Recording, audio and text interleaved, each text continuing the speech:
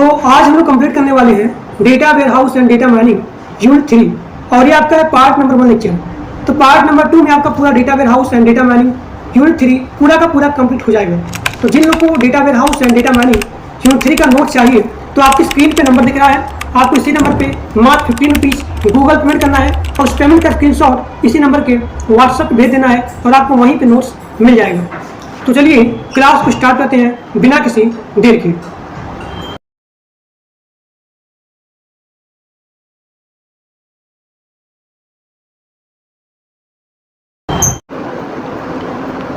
अब यहाँ पे आपका अगला क्वेश्चन है डेटा माइनिंग किसे कहते हैं और डेटा माइनिंग के पीछे कौन कौन से स्टेप इन्वॉल्व होते हैं, जो कि आता है 10 नंबर का। तो this is the very very most important. तो आप लिखेंगे डेटा वेयर हाउस में कई प्रकार का डेटा होता है। डेटा वेयर हाउस में या फिर डेटाबेस में कई प्रकार का डेटा होता है या फिर लार्ज अमाउंट में डेटा होता है।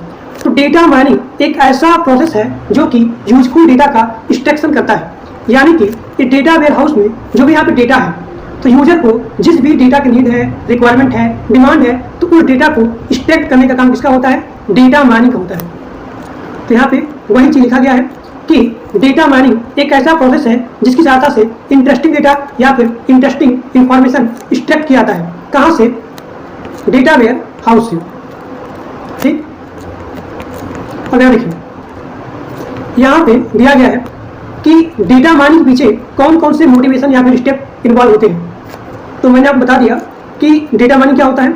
देखिए डेटा माइनिंग यहाँ लिखा गया है कि यूजफुल डेटा का एक्सट्रैक्शन करके उसके बाद यहाँ पे डिसीजन मेकिंग एनेबल किया जाता है। ठीक, यानी कि जो भी यहाँ पे एक डेटा वेयर हाउस है, यहाँ पे कई सारा डेटा है, तो यहाँ से जिस भी डेटा की नीड है, रिक्वायरमेंट है, डिमांड है, किसको? यूजर को, तो उस डेटा को एक्सट्रैक्ट करना और उसके बाद डिसीजन मेकिंग को यहाँ पे अनेबल कर देना ताकि कंपनी का या फिर संस्था का यहाँ पे बेनिफिट हो, लाभ हो। तो वही चीज यहाँ पे लिखा गया है, the need to find useful information in the data to enable better decision making.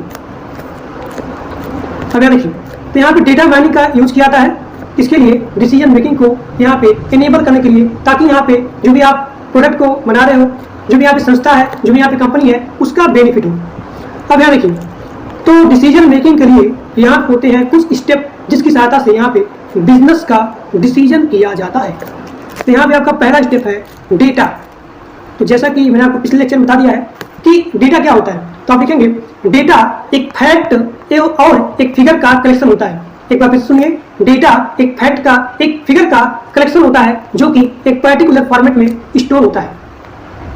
Data एक फैक्ट का एक फिगर का कलेक्शन होता है जो कि एक पर्टिकुलर फॉर्मेट में होता है, तो उसे बोलते हैं डेटा। ठीक, अब ध्यान रखिए अगला आपका है इंफॉर्मेशन। Step number 2 information. तो आप लिखेंगे डेटा के प्रोसेस को इंफॉर्मेशन बोलते हैं। अब यहाँ पे आपका अगला है नॉलेज, स्टेप नंबर 3। तो आप लिखेंगे जो भी यहाँ पे नॉलेज होता है, नॉलेज वो इंफॉर्मेशन का सबसेट होता है। यानी कि आप लिखेंगे अभी आपने यहाँ देखा डेटा इंफॉर्मेशन, तो नॉलेज क्या होता है? इंफॉर्मेशन का सबसेट होता है। लेकिन नॉलेज में कुछ पैरामीटर होते हैं, जिस पैरामीटर के अंदर क्या होता है? डेटा क्लीन होता है। यानी कि जो भी यहाँ पे डेटा है, वो डेटा में जो भी यहाँ पे एरर आता है उसको यहाँ पे रिमूव करना, उसे बोलते हैं डेटा क्लीनिंग। तो नॉलेज में कुछ यहाँ पे पैरामीटर होते हैं जिसमें डेटा क्लीनिंग, डेटा पैटर्न और कुछ यहाँ पे प्री डिफाइंड कैरेक्टरिस्टिक्स इन्वॉल्व होते हैं और यहाँ पे ट्रांसफॉर्मेशन डेटा होते हैं, तो उसे बोलते हैं नॉलेज। ठीक, जो कि इंफॉर्मेशन का सबसेट होता है। अब यहाँ देखिए अब आपने यहाँ देखा नॉलेज, इंफॉर्मेशन, डेटा, तो इन्हीं स्टेप की सहायता से बिजनेस का डिसीजन किया जाता है। ठीक, तो आपने यहाँ देखा कि जैसे आप नीचे से ऊपर जाएंगे तो यहाँ पे इन्हीं स्टेप की सहायता से बिजनेस डिसीजन किया जाता है ताकि यहाँ पे कंपनी का लाभ हो, कंपनी का बेनिफिट हो। तो यहाँ पे वही सारा चीज लिखा गया है। देखिए डेटा इंफॉर्मेशन, नॉलेज, इन्हीं की सहायता से यहाँ पे बिजनेस डिसीजन बनाया जाता है ताकि यहाँ पे किसी भी संस्था का लाभ हो, घाटा ना हो, तो उसे बोलते हैं बिजनेस डिसीजन। ठीक, तो ये आपका हो गया पहला वाला क्वेश्चन जो कि आपके सेमेस्टर एग्जाम के लिए बहुत ही ज़्यादा इंपॉर्टेंट है। अब देखते हैं अगला क्वेश्चन। अब यहाँ पे आपका अगला क्वेश्चन है जो कि आपके सेमेस्टर एग्जाम के लिए बहुत ही ज़्यादा इंपॉर्टेंट है, वो है KDD प्रोसेस किसे कहते हैं। तो KDD का फुल फॉर्म होता है नॉलेज डिस्कवरी इन दी डेटाबेस। अब यहाँ पे आ गया नॉलेज, तो नॉलेज क्या होता है आप लिखेंगे इंफॉर्मेशन का सबसेट होता है, या फिर आप यहाँ पे लिखेंगे कि जो भी यहाँ पे प्री डिफाइंड स्ट्रक्चर होता है या फिर जो भी यहाँ पे प्रोसेस डेटा होता है उसको नॉलेज बोलते हैं। प्री डिफाइंड स्ट्रक्चर को या फिर प्रोसेस डेटा को नॉलेज बोलते हैं, या फिर नॉलेज इंफॉर्मेशन का सबसेट होता है। अब यहाँ देखिए KDD प्रोसेस क्या होता है, आप लिखेंगे कि यूजर को जिस हिसाब से डेटा चाहिए, जिस पैटर्न में डेटा चाहिए, तो उस डेटा को डेटा वेयर हाउस के अंदर फेच कर देना। यानी कि यूजर को जिस हिसाब से या फिर जिस पैटर्न में डेटा चाहिए तो उस डेटा को डेटा वेयर हाउस के अंदर या फिर डेटाबेस के अंदर फेच कर देना या फिर जोड़ देना, तो ऐसी प्रोसेस को बोलते हैं KDD प्रोसेस, यानी कि नॉलेज डिस्कवरी इन दी डेटाबेस प्रोसेस। तो आप लिखेंगे कि यहाँ पे यूजर को जिस पैटर्न में डेटा चाहिए तो उस पैटर्न में उस डेटा को डेटा वेयर हाउस के अंदर फेच करता है, इसीलिए डेटा माइनिंग KDD प्रोसेस का पार्ट होता है। ठीक, अब यहाँ देखिए अगला पॉइंट आप लिखेंगे कि KDD प्रोसेस यह जो है वैलिड, यूजफुल और यहाँ पे पैटर्न इन द डेटा, तो उसको यहाँ पे आइडेंटिफाई करता है। यानी कि जो भी यहाँ पे यूजफुल डेटा है, जो भी यहाँ पे जिस मतलब कि जो भी यहाँ पे यूजर का रिक्वायरमेंट है, जिस भी पैटर्न में, तो उस डेटा को यहाँ पे आइडेंटिफाई करता है। अब यहाँ पे सभी लोग डायग्राम को देखिए, यहाँ पे डेटाबेस है, यहाँ पे क्लीनिंग और यहाँ पे इंटीग्रेशन, यहाँ पे ये ऑपरेशन यहाँ पे परफॉर्म होगा, तब यहाँ पे नेक्स्ट फॉर्म में डेटाबेस जनरेट हो गया। फिर यहाँ पे इस डेटाबेस पे यहाँ पे सिलेक्शन और यहाँ पे ट्रांसफॉर्मेशन ऑपरेशन परफॉर्म हुआ, फिर यहाँ पे नेक्स्ट फॉर्म में डेटाबेस जनरेट हो गया। फिर यहाँ भी डेटा माइनिंग अप्लाई किया गया इस डेटाबेस पे, तब यहाँ पे पैटर्न आ गया। जो भी यहाँ पे डेटा का पैटर्न है वो डेटा का पैटर्न यहाँ पे आ गया जब आपने डेटा माइनिंग अप्लाई किया। ठीक, यहाँ पे डेटा माइनिंग ऑपरेशन परफॉर्म किया, तब यहाँ पे डेटा का पैटर्न आ गया। अब यहाँ देखिए, अब इस डेटा के पैटर्न को, इस डेटा के पैटर्न को आपने यहाँ पे इवेलुएट किया, फिर यहाँ पे प्रेजेंटेशन किया, यानी कि आपने यहाँ पे इवेल्युएशन और यहाँ पे प्रेजेंटेशन ऑपरेशन यहाँ पे परफॉर्म किया, फिर यहाँ पे नॉलेज आ गया, नॉलेज यूजर के सामने आ गया। ठीक, तो इसे बोलते हैं KDD प्रोसेस, KDD प्रोसेस। अब यहाँ देखिए क्लीनिंग और यहाँ पे इंटीग्रेशन डेटा क्या होता है, डेटा क्लीनिंग या फिर इंटीग्रेशन क्या होता है। देखिए डेटा क्लीनिंग किसे कहते हैं, डेटा क्लीनिंग किसे कहते हैं, तो आप लिखेंगे डेटा क्लीनिंग नॉइजी डेटा को और यहाँ पे इनकंसिस्टेंट डेटा को रिमूव करता है, रिमूव करता है। अब यहाँ देखिए नॉइजी डेटा किसे कहते हैं, यहाँ पे लिखा गया है कि एक टेबल के अंदर जो भी यहाँ पे मिसिंग या फिर जो भी यहाँ पे यूजफुल डेटा की रिक्वायरमेंट नहीं है, तो उस डेटा को बोलते हैं नॉइजी डेटा। यानी कि जो भी यहाँ पे यूजर है, यूजर को जिस भी डेटा की नीड, रिक्वायरमेंट या फिर उसका वर्किंग नहीं है, अगर वो डेटा यहाँ पे है तो उस डेटा को बोलेंगे नॉइजी डेटा, नॉइज डेटा। तो आप लिखेंगे कि नॉइज डेटा एक मिसिंग डेटा होता है, यानी कि टेबल के अंदर अगर मान लीजिए यहाँ पे कोई इस प्रकार से है और यहाँ पे सब फिलअप है, फिर यहाँ पे ये डेटा आ गया जिसका कोई मतलब नहीं है, तो ऐसे डेटा को बोलते हैं नॉइज डेटा। यानी कि वो डेटा का यूजर को कोई भी रिक्वायरमेंट या फिर नीड नहीं है। देखिए तो वही चीज़ यहाँ लिखा गया है कि इस पर्टिकुलर टेबल में वो डेटा कोई भी यहाँ पे रिलेशनशिप नहीं है या फिर नीड नहीं है। अब यहाँ पे इनकंसिस्टेंट डेटा होता है। देखिए तो इनकंसिस्टेंट डेटा क्या होता है, it is the remove and the duplicacy. यह जो है जो भी यहाँ पे डुप्लीकेसी होती है इसको रिमूव करता है, तो इसे बोलते हैं इनकंसिस्टेंट डेटा। अब यहाँ पे आपका अगला है डेटा इंटीग्रेशन। देखिए अब यहाँ क्या है, इंटीग्रेशन, यानी कि डिफरेंट डेटा को यहाँ पे आपस में क्लब करके एक पर्टिकुलर फॉर्म में स्टोर करना, तो उसे बोलते हैं डेटा इंटीग्रेशन। तो यहाँ पे वही चीज लिखा गया है कि कई प्रकार का डेटा सोर्स को कंबाइन करके एक पर्टिकुलर फॉर्म में कन्वर्ट कर देना, तो ऐसे प्रोसेस को बोलते हैं डेटा इंटीग्रेशन। अब यहाँ पे अगला आपका है डेटा सिलेक्शन, यानी कि आप टास्क को, जो भी यहाँ पे टास्क है, डेटा सेट है या फिर डेटा है, उसको आप कैसे एनालाइज कर रहे हो, फिर यहाँ पे इस ऑपरेशन को परफॉर्म कर रहे हो, तो उसे बोलते हैं डेटा सिलेक्शन।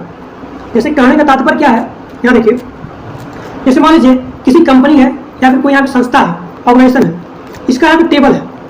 अब टेबल में एम्प्लॉय का, जो भी यहाँ पे एम्प्लॉय है, इसका सैलरी यहाँ पे गिवन है, किसी का कम है, किसी का ज़्यादा है, किसी का मतलब ज़्यादा है कम है, या फिर आप यहाँ पे एनालाइज कर रहे हो उसके एक्सपीरियंस के बेस पे, या फिर आप यहाँ पे एनालाइज कर रहे हो उसके टाइम के बेस पे, इसका एक्सपीरियंस कितने दिन का है, या फिर उसकी सैलरी को आप कम कर रहे हो या फिर ज़्यादा कर रहे हो, किसके बेस पे, या तो उसके एक्सपीरियंस के बेस पे या फिर उसके स्किल के बेस पे।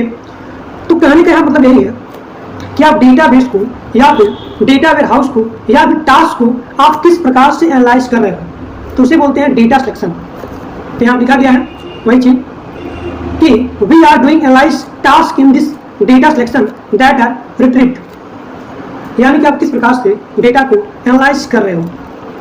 अब यहाँ देखिए अगला आपका है डेटा ट्रांसफॉर्मेशन।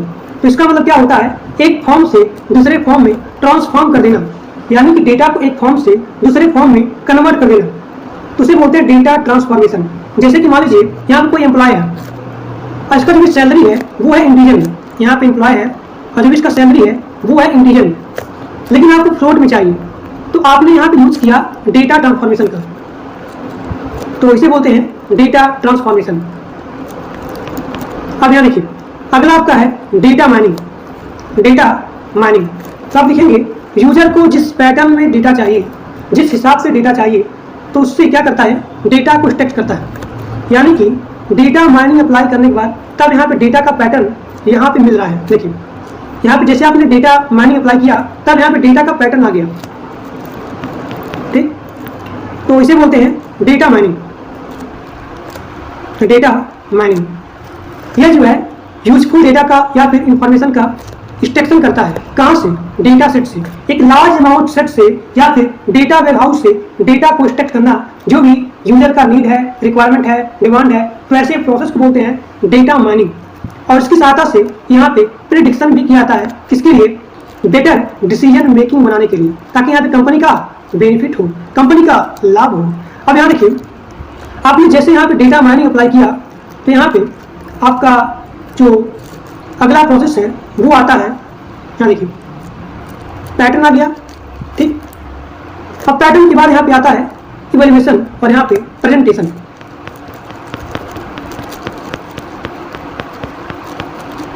देखिए तो हमने क्या किया, हमने यहाँ पे इवैल्यूएट किया और इवैल्यूएट करने के बाद यहाँ पे प्रेजेंट कर दिया। तो इवैल्यूएट करने के बाद और यहाँ पे प्रेजेंटेशन करने के बाद यहाँ पे क्या गया, फाइनल में नॉलेज आ गया। देखिए फाइनल में यहाँ क्या गया, नॉलेज आ गया। तो जो भी यहाँ पे नॉलेज आया है वो आया है डेटा माइनिंग की सहायता से, यानी कि जो भी आपने यहाँ पे डेटा माइनिंग अप्लाई किया, तो डेटा माइनिंग अप्लाई करने के बाद यहाँ पे डेटा पैटर्न आ गया, और डेटा पैटर्न करने के बाद आपने क्या किया, यहाँ पे वो डेटा को आपने यहाँ पे इवैल्यूएट किया कि यहाँ पे वो डेटा है या फिर नहीं है, और उसके बाद प्रेजेंट कर दिया, तब यहाँ पे वो नॉलेज आ गया। तो नॉलेज क्या होता है, इंफॉर्मेशन का सबसेट होता है, या फिर प्री डिफाइंड डेटा होता है, या फिर प्रोसेस डेटा होता है।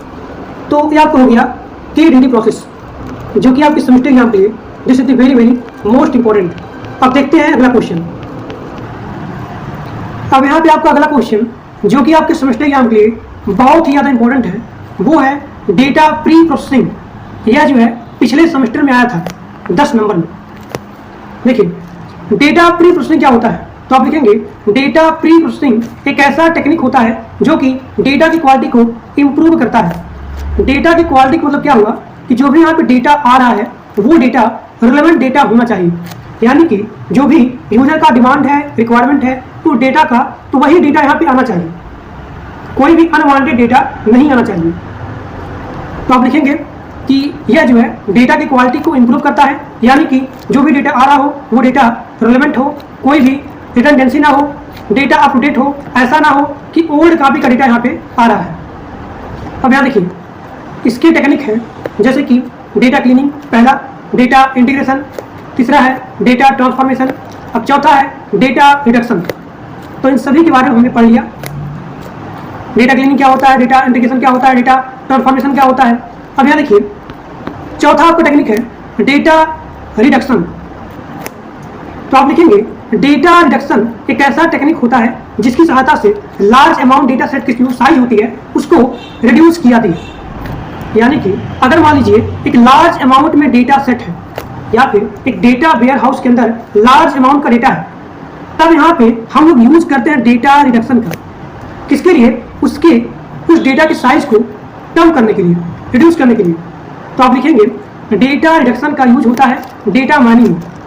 डेटा माइनिंग मतलब क्या होता है कि जो भी यहाँ पे यूजर का रिक्वायरमेंट है, डिमांड है, जो भी यहाँ पे यूजफुल डेटा है, तो वही डेटा होना चाहिए। तो डेटा को एक्सट्रैक्ट करने का काम करता है। यानी कि अगर यहाँ पे जो भी आपका डेटा वेयर हाउस है, अगर डेटा वेयर हाउस में अनवांटेड डेटा हट जाए, यानी कि इसका जो भी साइज है वो साइज यहाँ पे कम हो जाएगा, तो उसे बोलते हैं डेटा रिडक्शन। यहाँ नाम से पढ़िए, डेटा मतलब डेटा हो गया, रिडक्शन मतलब कम करना, लार्ज अमाउंट डेटा सेट की जो साइज होती है उसको कम करना। तो ऐसे टेक्निक बोलते हैं डेटा रिडक्शन।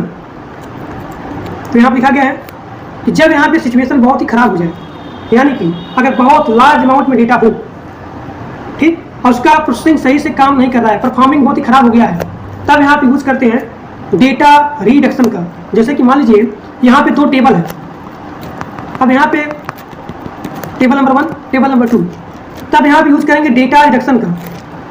कैसे करके इसको एनालाइज करेंगे और यहाँ पे क्लस्टरिंग करके, क्लस्टरिंग मतलब क्या होता है कि जो भी यहाँ पे सेम काइंड का डेटा होता है, सिमिलर काइंड ऑफ डेटा, उसको एक ही ग्रुप में करेंगे ताकि यहाँ पे जो भी डेटा का साइज है, जो भी डेटा सेट का साइज है, वो यहाँ पे कम हो जाए। ठीक, तो यहाँ पे वही चीज लिखा गया है कि इसकी सहायता से जो भी यहाँ पे इररिलेवेंट डेटा होता है उसको यहाँ पे हटाया जाता है। ठीक, तो इसे बोलते हैं डेटा रिडक्शन। अब आगे देखिए, अगला आपका है डेटा क्लीनिंग। डेटा क्लीनिंग, ये आपका क्वेश्चन पूरा का पूरा कंप्लीट हो गया। डेटा प्री प्रोसेसिंग क्या होता है, इसकी जितने सारे टेक्निक है, इन सभी टेक्निक को आप अपने सेमेस्टर एग्जाम में लिखेंगे तो आपको 10 नंबर मिल जाएगा। अब यहाँ देखिए, अगला आपका है डेटा क्लीनिंग। और कभी कभी आपके एग्जाम में 10 नंबर में आता है कि डेटा क्लीनिंग क्या होता है, पूरा अच्छे तरीके से एक्सप्लेन करिए। तो आप जो है डेटा क्लीनिंग बताएंगे और इसके फेजेस के बारे में भी बताएंगे, तभी आपको 10 नंबर मिलेगा। देखिए, डेटा क्लीनिंग से कहते हैं, देखिए जो भी यहाँ पे मान लीजिए डेटा वेयर हाउस है या फिर डेटा है, तो डेटा में जो भी यहाँ पे एरर होता है उस एरर को फाइंड आउट करना, या फिर जो भी यहाँ पे लार्ज अमाउंट में जो भी यहाँ पे डेटा होता है या फिर एक लार्ज सेट का डेटा होता है, उस सेट में जो भी यहाँ पे एरर होता है उसको रिमूव करना, तो उसे बोलते हैं डेटा क्लीनिंग। यानी कि साफ कर देना पूरा एकदम बढ़िया तरीके से, ताकि उसमें कोई भी एरर ना हो, वहाँ पे कोई भी अनवांटेड डेटा ना हो, तो उसे बोलते हैं डेटा क्लीनिंग। डेटा क्लीनिंग तो आप लिखेंगे, इसीलिए data cleaning data mining process का सबसे मोस्ट इंपॉर्टेंट स्टेप होता है, जिसकी सहायता से जो भी डेटा में एरर होता है उसको रिमूव किया जाता है by the using of the data cleaning technique. अब यहाँ देखिए, अगला पॉइंट वही है कि डेटा क्लीनिंग क्या करता है, करेक्शन करता है। जो भी यहाँ पे इनएक्यूरेट डेटा होता है उसको डिलीट करता है, जो भी यहाँ पे डैमेज डेटा होता है, जो भी यहाँ पे डुप्लीकेटेड डेटा होता है उसको रिमूव करता है, उसको हटाता है, तो इसे बोलते हैं डेटा क्लीनिंग। अब यहाँ देखिए डेटा क्लीनिंग कैसे होता है, तो इसके लिए होते हैं 4 फेजेज। पहला आपका है एनालाइज, दूसरा है डिफाइनिंग ट्रांसफॉर्मेशन, और उसके बाद मैपिंग रूल्स, और यहाँ पे तीसरा है वेरिफिकेशन, और यहाँ पे चौथा है black flow of the clean data.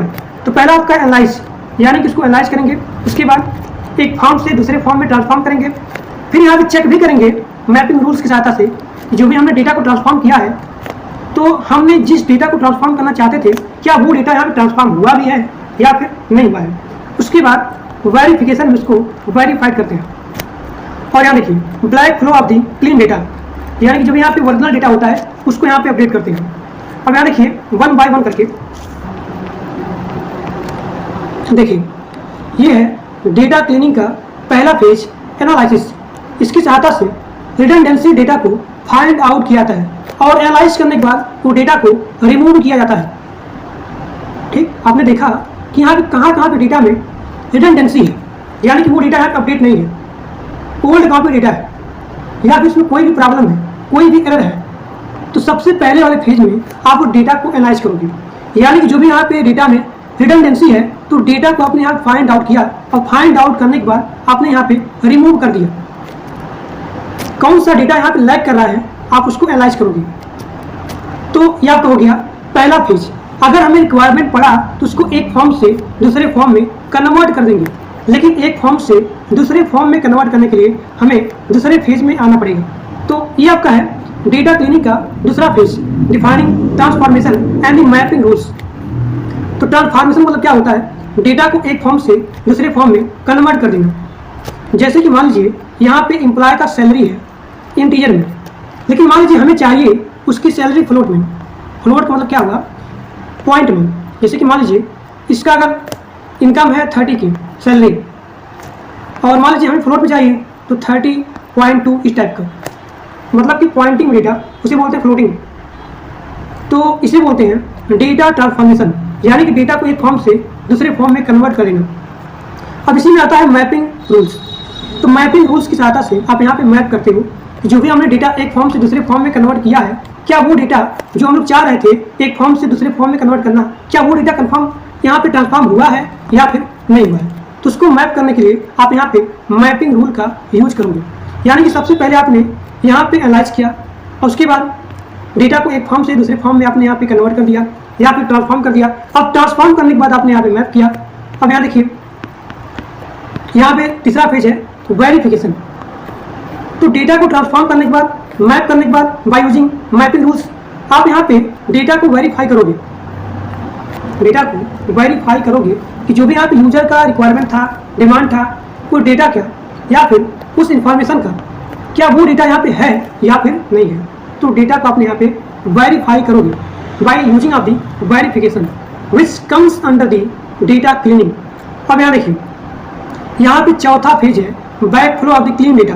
इसके कहने का मतलब क्या है कि अभी आपने क्या किया, स्टेप नंबर पहले में एनालाइज किया, उसके बाद डेटा को ट्रांसफॉर्म कर दिया, मैप किया, फिर मैप करने के बाद आपने यहाँ पे वेरिफिकेशन किया। अब जो भी आपका ओरिजिनल डेटा है, इस ओरिजिनल डेटा का जो भी आपका यहाँ पे ट्रांसफॉर्म डेटा आया या फिर क्लीन फॉर्म में डेटा आया, क्लीन फॉर्म में डेटा आया, तो उस डेटा को अपडेट करना, वो डेटा को अपडेट करना। और साथ ही साथ आप पीछे जाएंगे, जो आपका ओरिजिनल डेटा है उसको भी आप यहाँ पे अपडेट करोगे, ताकि ऐसा ना हो कि अगर आप दोबारा ऑपरेशन को परफॉर्म करते हो तो ऐसा ना हो कि आपको पूरा ऊपर से लेकर के नीचे तक वही प्रोसेस करना पड़े। ठीक, तो इसे बोलते हैं back flow of the clean data, यानी कि एक्चुअल डेटा या फिर ओरिजिनल डेटा को अपडेट करना। जहां से हमने डेटा को उठाया था क्लीन करने के लिए, तो उस डेटा को, उस ओरिजिनल डेटा को अपडेट करना। यहाँ लिखा गया है ना बैक फ्लो, यानी कि आप पीछे फ्लो कर जाओ, जहां से आपने डेटा को उठाया था क्लीन करने के लिए, वो डेटा को आपने यहाँ पे अपडेट करना है। अब यहाँ देखिए, डेटा क्लीनिंग में यहाँ पे 3 पार्ट होते हैं, जिसकी सहायता से डेटा क्लीनिंग मतलब यहाँ पे डेटा को क्लीन किया जाता है। तो पहला आपका है मिसिंग वैल्यू, दूसरा आपका है इनकंसिस्टेंट डेटा, और यहाँ पे तीसरा है नॉइजी डेटा। अब देखते हैं 1 बाय 1 करके। अब यहाँ पे आपका पहला है मिसिंग वैल्यू। तो यहाँ पे कुछ पॉइंट दिया गया है जिसकी सहायता से मिसिंग वैल्यू को फिल आउट किया जा सकता है। यहाँ पे पहला है इग्नोर द टपल। देखिए, इग्नोर द टपल कहने मतलब क्या है कि मान लीजिए एक टेबल है, एक टेबल में कई सारे रो होते हैं, सभी रो का डेटा फ्रिज है या फिर सही है, लेकिन किसी एक पर्टिकुलर रो में डेटा सेट में मिसिंग है या फिर मिसिंग वैल्यू है, तो उस रो को आप इग्नोर कर सकते हो। यहाँ दिया गया है कि जितने सारे आप डेटा है वो सभी डेटा सही है, लेकिन किसी एक पर्टिकुलर रो में मिसिंग वैल्यू है, तो उस रो को इग्नोर कर सकते हो, उस टेबल को इग्नोर कर सकते हो। अब यहाँ देखिए, यहाँ पे अगला पॉइंट दिया गया है fill in the missing value manually, यानी कि आप एक एक करके डेटा को फिल कर सकते हो। क्योंकि यहाँ पे डेटा टेबल है या फिर डेटाबेस है, तो आप एक एक करके डेटा को फिल कर सकते हो। लेकिन मान लीजिए यहाँ पे लार्ज अमाउंट, यानी कि बहुत बड़ा डेटा यहाँ पे आ गया, तब आप एक एक करके डेटा को फिल करोगे तो यहाँ पे बहुत ज़्यादा टाइम लगेगा, यानी कि टाइम कंज्यूमिंग बहुत ही ज़्यादा होगा। तो इसीलिए यहाँ पे प्रॉब्लम आ सकती है, क्योंकि यहाँ पे दिया गया है कि भाई अगर आप एक एक करके डेटा को फिल करते हो तो मिसिंग वैल्यू को यहाँ पे फिल किया जा सकता है। लेकिन यहाँ पे प्रॉब्लम आती है कि अगर बहुत बड़ा टेबल है या फिर डेटा है, डेटा सेट है, आप एक एक करके डेटा को फिल करोगे तो टाइम बहुत ही ज़्यादा लगेगा। अब यहाँ देखिए, यहाँ पे अगला पॉइंट दिया गया है जिसकी सहायता से मिसिंग वैल्यू को फिल किया जा सकता है कि आप ग्लोबल कांस्टेंट का यूज़ करें। यानी कि जैसे कि यहाँ पे एग्जाम्पल दिया गया है कि यहाँ पे एन लिख लीजिए, जहाँ पे मिसिंग वैल्यू है आप वहाँ पे एन लिख सकते हो, नॉट एप्लीकेबल। जैसे मान लीजिए यहाँ किसी का सैलरी है, एम्प्लॉय का, ये सब फिल है, यहाँ मिसिंग है, आप वहाँ पे एन लिख दो। ठीक, तो वही चीज़ यहाँ पे लिखा गया है कि आप ग्लोबल कांस्टेंट का यूज करके मिसिंग वैल्यू को फिल कर सकते हो। जैसे कि यहाँ पे एग्जांपल दिया गया है कि जहाँ भी मिसिंग वैल्यू है आप वहाँ पे n ने लिख दीजिए, फिर बाद में आप उसको, ताकि यहाँ पे जो भी डेटा सेट है तो यहाँ पे क्लीन फॉर्म में हो, दिखे आपको कि यहाँ पे डेटा का मिसिंग है, आप वहाँ पे फिल कर सकते हो। ठीक, अब यहाँ देखिए यहाँ पे अगला पॉइंट दिया गया है जिसकी सहायता से आप मिसिंग वैल्यू को फिल कर सकते हो, वो है एट्रीब्यूट मीन, यानी कि माध्य या फिर एवरेज निकाल करके। जैसे कि मान लीजिए यहाँ पे टेबल है, यहाँ भी सब फिलअप है, यहाँ भी सब फिलअप है, लेकिन यहाँ बीच में कहीं भी मिसिंग है, तो आप इन सभी का एवरेज निकाल लो। और यहाँ दिया गया ना कि आप प्रोबेबल वैल्यू का आप यहाँ पे यूज कर सकते हो, यानी कि जो भी आप मिसिंग वैल्यू है उन सभी का आपने एवरेज निकाला, आप यहाँ से प्रोबेबिलिटी कर सकते हो कि यहाँ पे कौन सा वैल्यू हो सकता है, तो उसे बोलते हैं प्रोबेबल वैल्यू। तो इसकी सहायता से भी जब यहाँ पे मिसिंग वैल्यू है आप उसको फिल कर सकते हो। So these are the point, by help of this you can fill missing value. अब यहाँ देखिए अगला आपका है इनकंसिस्टेंट डेटा। यह जो है डेटा के डुप्लीकेसी को रिमूव करता है। तो यहाँ दिया गया है कि डेटा इनकंसिस्टेंट में be corrected manually using external reference का यूज करके। ठीक, अब यहाँ देखिए तो यह आपका हो गया, ठीक से डेटा क्लीनिंग के यहाँ पे 3 पार्ट है, तो मिसिंग वैल्यू भी हो गया और यहाँ पे इनकंसिस्टेंट डेटा भी हो गया। अब अगला आपका है नॉइजी डेटा। देखिए नॉइजी डेटा, तो नॉइजी डेटा आप लिखेंगे कि यह एक प्रकार का अनवांटेड डेटा होता है, यानी कि जो यूजर को नीड नहीं है, जो यूजर का यूजफुल नहीं है, या फिर जो भी यहाँ पे मीनिंगलेस इंफॉर्मेशन डेटा होता है तो उसे बोलते हैं नॉइजी डेटा। या फिर हम लोग बोल सकते हैं कि यह जो है एक प्रकार का एरर होता है, यानी कि यह एक प्रकार का एरर डेटा होता है जो कि जब हम लोग डेटा को डेटा वेयरहाउस में फेच करते हैं, तो अगर यहाँ पे एरर आ गया during the fetching to the data warehouse, तो ऐसे डेटा बोलते हैं नॉइजी डेटा। यानी कि यह एक प्रकार का मीनिंगलेस या फिर जो भी यहाँ पे रिक्वायरमेंट नहीं है, डिमांड नहीं है, या फिर अनवांटेड डेटा है, उसे बोलते हैं नॉइजी डेटा। अब यहाँ देखिए नॉइजी डेटा, यहाँ पे कुछ टेक्निक होती है जिसकी सहायता से यहाँ पे डेटा को क्लीन किया जा सकता है। तो कभी कभी आपके एग्जाम में आता है, क्योंकि बहुत इंपॉर्टेंट है कि डेटा क्लीनिंग के लिए यहाँ पे कौन कौन सा टेक्निक यूज होता है, जो कि आता है 10 नंबर का। तो यहाँ देखिए डेटा बाइंडिंग, नॉइजी डेटा, इसमें यहाँ पे कुछ टेक्निक शामिल होते हैं जो कि आप एग्जाम में डायरेक्ट आया है कि बाइंडिंग क्या होता है। और यहाँ देखिए रिग्रेशन क्या होता है, रिग्रेशन क्या होता है, तो डायरेक्ट क्वेश्चन आया हुआ है, मैं आपको प्रीवियस पेपर दिखा दूंगा। अब यहाँ देखिए जो भी यहाँ पे नॉइजी डेटा होता है इसमें शामिल होता है बाइंडिंग। तो बाइंडिंग की सहायता से डेटा को स्मूथ किया जाता है by the consulting of the neighbourhood data, यानी कि जो भी यहाँ पे नेबरहुड डेटा होते हैं उन सभी डेटा से आपस में कंसल्टिंग करके डेटा को स्मूथ किया जाता है। या फिर आप बोल सकते हो कि बाइंडिंग क्या होता है, बाइंडिंग एक प्रकार का बिन होता है, यानी कि बकेट होता है।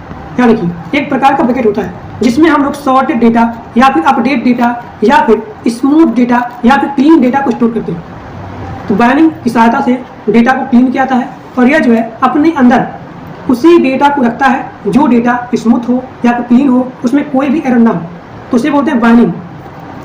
अब यहाँ देखिए यहाँ पे कुछ एग्जाम्पल दिया गया है बाइंडिंग का, इन सभी को आप अपने एग्जाम में लिख सकते हो। यहाँ पे सॉर्टेड डेटा है 4, 8, 15, 21, 21, 24, 25, 28, 34। तो सॉर्टेड डेटा का मतलब क्या होता है, असेंडिंग ऑर्डर में डेटा। तो यहाँ पे कुछ मेथड का हम लोग यूज करेंगे फॉर दी डेटा क्लीनिंग। जैसे कि आपका पहला है पार्टीशन इनटू, इसे बोलते हैं इक्वल फ्रीक्वेंसी बीन्स। इसकी सहायता से हम लोग डेटा को स्मूथ करेंगे। तो हमारे पास जो भी यहाँ पे डेटा है वो डेटा ऑलरेडी सॉर्टेड है, क्योंकि ये असेंडिंग ऑर्डर में है, बढ़ते हुए क्रम में है, तो इसमें हम लोग कोई भी चेंजिंग नहीं करेंगे। और आपको यहाँ पे नोट करके लिखना है, जब भी क्वेश्चन दिया जाएगा तो यहाँ पे जो भी बिन का साइज है वो आपको ऑलरेडी गिवन होगा। बिन का साइज क्या होता है, क्या देखिए बिन का साइज, तो आपका पहला है इक्वल फ्रीक्वेंसी। जो भी आपको यहाँ पे डेटा दिया गया है सॉर्टेड डेटा, तो हम लोग यहाँ पे यूज कर रहे हैं पहले यहाँ पे टर्म को या फिर मेथड को इक्वल फ्रीक्वेंसी बिन। तो पहला आपका है इक्वल फ्रीक्वेंसी बिन, और यहाँ पे दिया गया सॉर्टेड डेटा, ये चीज़। यहाँ पे टोटल एलिमेंट कितना है, 9 है। बिन साइज कितना है, 3 है, जो कि आपको ऑलरेडी गिवन है।